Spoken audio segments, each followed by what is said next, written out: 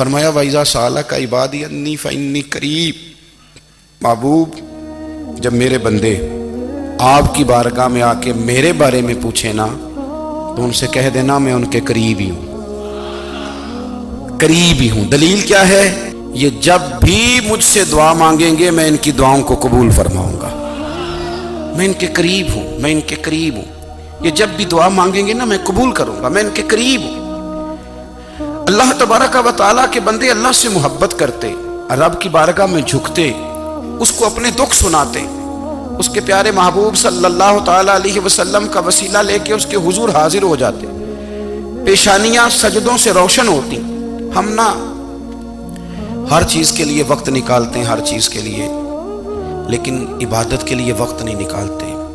ہر شے آباد ہے، ہر شے، ہماری فیس بک بھی آباد ہے، واٹس ایپ بھی آباد ہے، ہمارے ٹویٹر بھی آباد ہیں، ہماری ہر چیز آباد ہے۔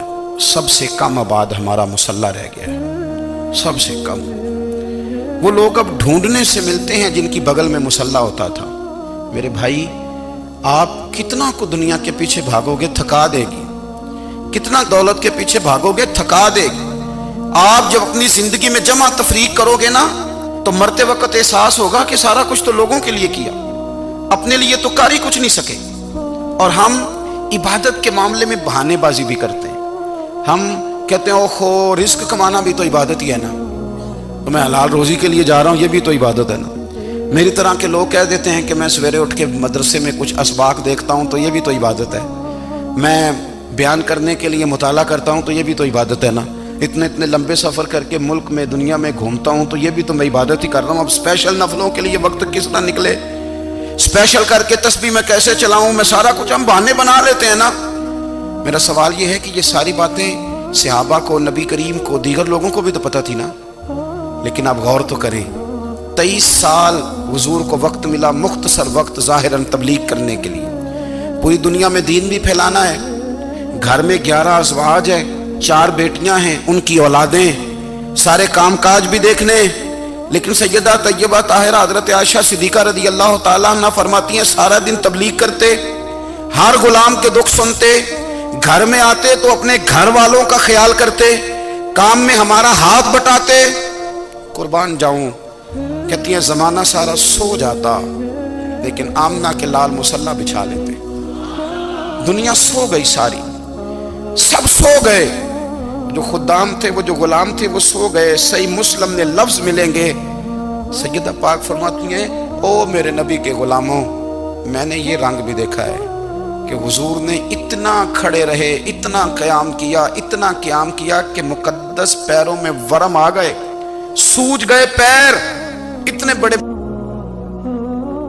دل پہ ہاتھ رکھ کے نہیں بتا سکتا کہ میرے کبھی نماز میں پیر سوج گئے، کوئی نہیں بتا سکتا۔ بچوں کی روٹی کماتے تھک گئے بات الگ ہے، ہم سیر کرنے گئے تو تھک گئے بات الگ ہے، لیکن عبادت میں یہ بھی تو مسلم شریف ہے نا، یہ بھی تو دین ہے نا، یہ بھی تو حضور کی سنت ہے، یہ بھی تو وہ چیز ہے جو کریم کی آنکھوں کی ٹھنڈک ہے۔ سیدہ فرماتی ہیں پیروں میں ورم آ گئے، اور ساری رات ہی حضور نے نماز پڑھی اور ایک ہی آیت بار بار دہرائی۔ مسجد نبوی میں بلال حبشی نے فجر کی اذان دے دی اور حضور ابھی مصلی پہ تھے، کریم فارغ ہوئے۔ میں نے عرض کی یا رسول اللہ صلی اللہ علیہ وسلم، آپ کے تو صدقے اللہ اگلے پچھلوں کے گناہ معاف کرے گا، تو آپ اتنی آہوزاری کیوں فرماتے ہیں؟ آپ تو شفیع ہیں، آپ تو انبیاء کے امام ہیں۔ تو حضور نے فرمایا عائشہ تم نے گنوایا ہے نا میرے اللہ کی مجھ پر کتنی رحمت ہے، افلا اکون عبدا شکورا، فرمایا اگر اس نے اتنی نعمتیں دی ہیں تو کیا میں اس کا شکر گزار بندہ نہ بنوں، میں شکر گزار بندہ نہ بنوں اس کا؟ پھر اگر اتنی نعمتیں اس نے دی ہیں، مجھے اتنا نوازا ہے، تو پھر میں اس کے سامنے سجدے نہ کروں؟ او میرے بھائی، بڑے قابل فخر لوگ ہیں ہم کہ ہم نبی پاک کے غلام ہیں، ہم قابل فخر ہیں کہ نبی کریم کے غلام ہیں۔ کیا کبھی اس غلامی کے شکرانے میں بھی 2 نفل پڑھے کہ یا اللہ تیرا شکر ہے تو نے ہمیں حضور کا غلام بنایا ہے؟ یاد رکھیں کہ اپنی روحانی زندگی کو آباد کریں، استغفار پڑھیں، تسبیحات کریں۔ حضرت عبداللہ ابن عمر رضی اللہ تعالیٰ عنہ حضرت عمر کے صاحبزادے ہیں، مکہ مکرمہ میں ان کی قبر ہے۔ میں نے جب انہیں پڑھا تو مجھے ان سے بڑا پیار ہو گیا۔ لیکن آپ کو پتہ ہے وہاں جا کے کسی شخص کا مزار تلاش کرنا یا پوچھنا ایک مشکل کام ہوتا ہے۔ تو ایک دفعہ میں مکہ شریف میں حاضر تھا، تو ایک گاڑی والا ڈرائیور مجھے کہنے لگا کہ مولانا میں آپ کو جانتا ہوں، مجھے آپ سے محبت ہے، ایک بات بتاؤں آپ کو۔ میں نے کہا بتاؤ۔ کہنے لگے حضرت عبداللہ ابن عمر کی قبر دیکھنی ہے۔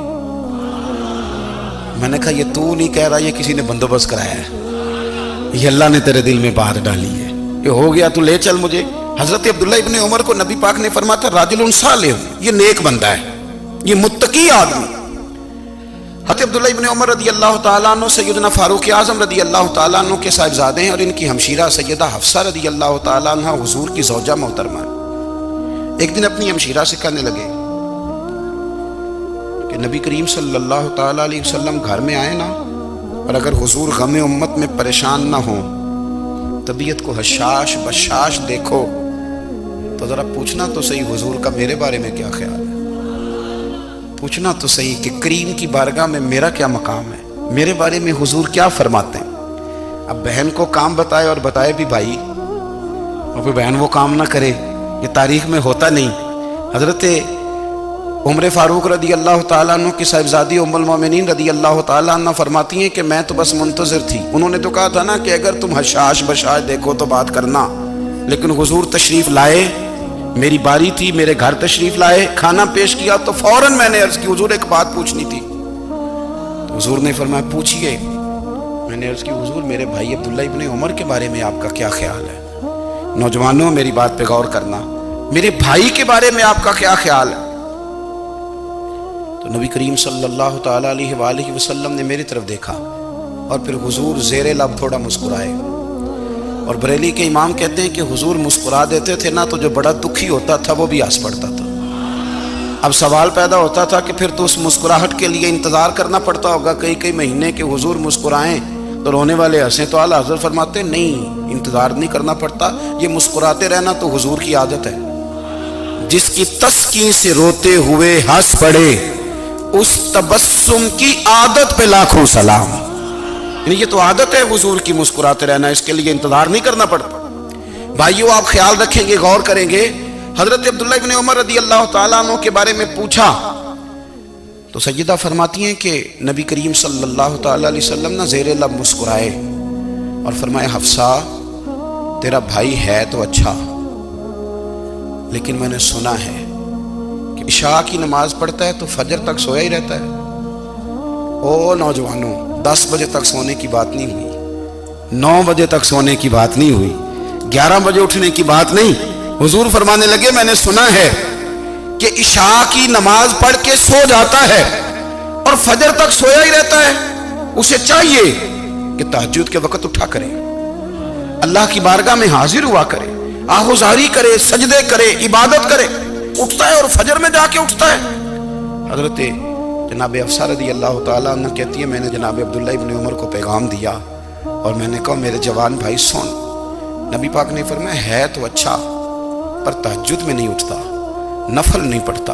او میری ملت کے جوانوں، مزہ نہیں آ جاتا جب ساری دنیا سوئی ہو، ساری دنیا، اور بستر بھی گرم ہو اور نیند بھی پورا غلبہ کر رہی ہو، اور اچانک گھنٹی بجے دماغ میں، آنکھ کھلے، گھڑی پہ نظر پڑے، 3:30 4 بجے کا پیغام گھڑی بتائے، اور کوئی چڑھتی جوانی والا اٹھ کے وضو کرے، اور جب وہ مصلی کھول کے بچھائے تو مدینے والے محبوب کہتے ہیں کہ ہر نماز پہ رب ثواب دیتا ہے، اور جو اٹھ کے تہجد کی نماز پڑھے اسے دیکھ کے تو رب مسکراتا ہے، جو اس کی شان کے لائق ہے، جو اس کی شان کے لائق، وہ مسکراتا ہے، خوش ہوتا ہے کہ میرا بندہ تہجد میں اٹھ گیا، وہ مسکراتا ہے۔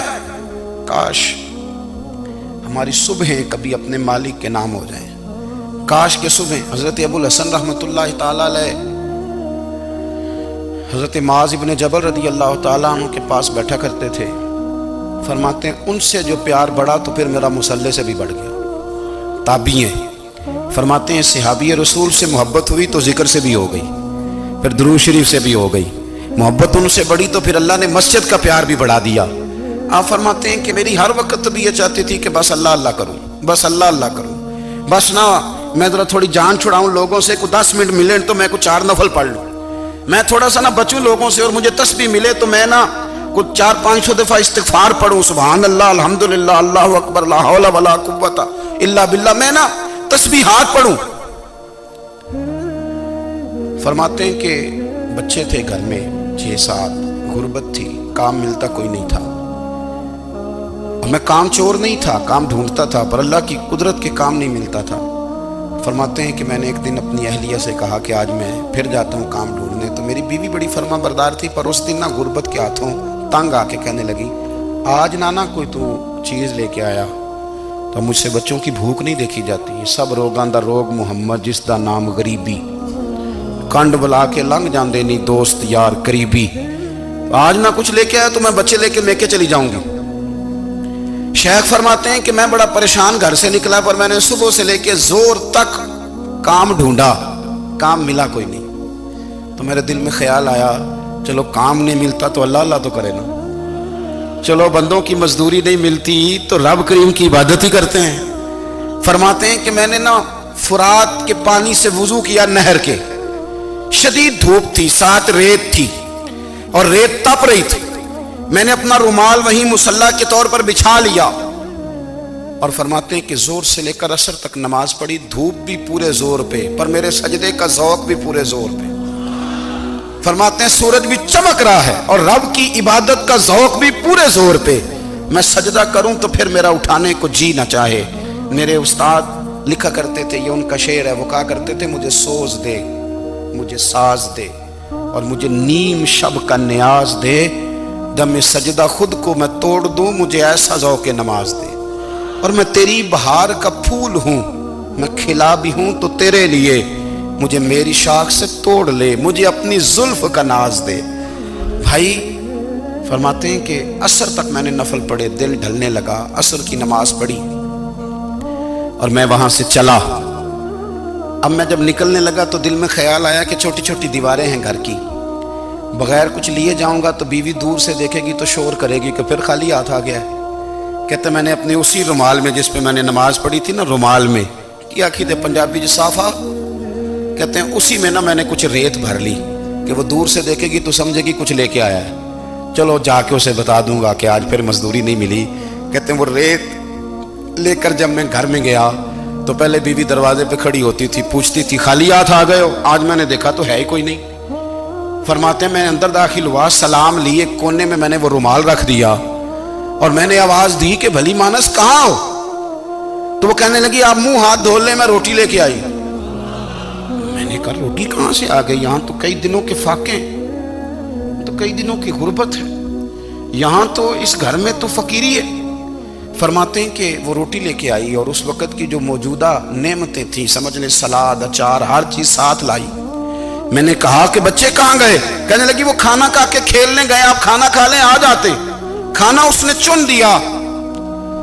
मैंने हैरत अंगेज लहजे में सारी नेमतें अपने दस्तरखान पे देख करके बीवी से पूछा ये कहां से आया खाना? बच्चों को तूने कहां से खाना खिलाया? ये सारा कुछ कैसा है?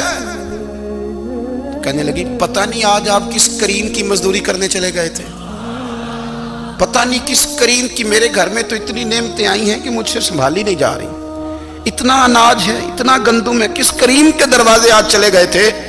ये कहते कहते वो उठी और उठ करके कहने लगी पहले बड़ा कुछ आया था, अब क्या ले आए हो? और जा करके ना उसने वो रेत वाला रुमाल खोला।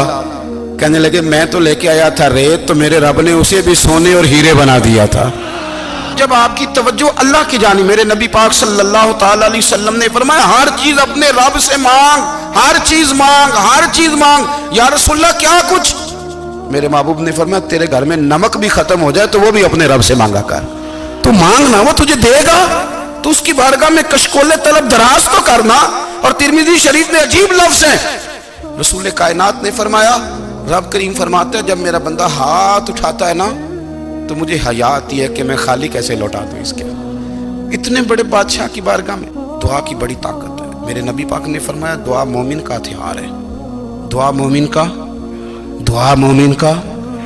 हुजूर ने फरमाया तकदीर को सिवाय दुआ के कोई चीज नहीं बदल सकती। दुआ मोमिन का हथियार है, ये काफिर के पास कोई नहीं, ये हथियार है मोमिन का। अल्लाह करे आपको समझ आए। फिर सुने, कई बार कह चुका हूं ये हथियार है। काफिर के मुकाबले में जो तेरे पास सबसे बड़ा हथियार है वो दुआ है। दुआएं करानी छोड़ दी, करनी छोड़ दी, लेनी छोड़ दी। हजरत सैयदना अनस बिन मालिक रदी अल्लाह तआला अन्हु फरमाया करते थे, मैंने वो रंग देखा है जब हुजूर दुआ मांगते थे और हुजूर की मुकद्दस आंखों में आंसू भी साथ ही बहा करते थे। मैंने वो अंदाज देखा। भाई अपना मुसल्ले का, इबादत का, वज़ाइफ का, अल्लाह अल्लाह का सिलसिला उसको मजबूत करें, अपनी दुआओं के ताल्लुक को मजबूत करें। दुआएं बड़े इनकलाब बर्पा कर देती हैं। हम थोड़े थोड़े ना जब से खुश्क हुए हैं ना, खुश्क, और मेरी तो जमात ही सूफिया की जमात थी।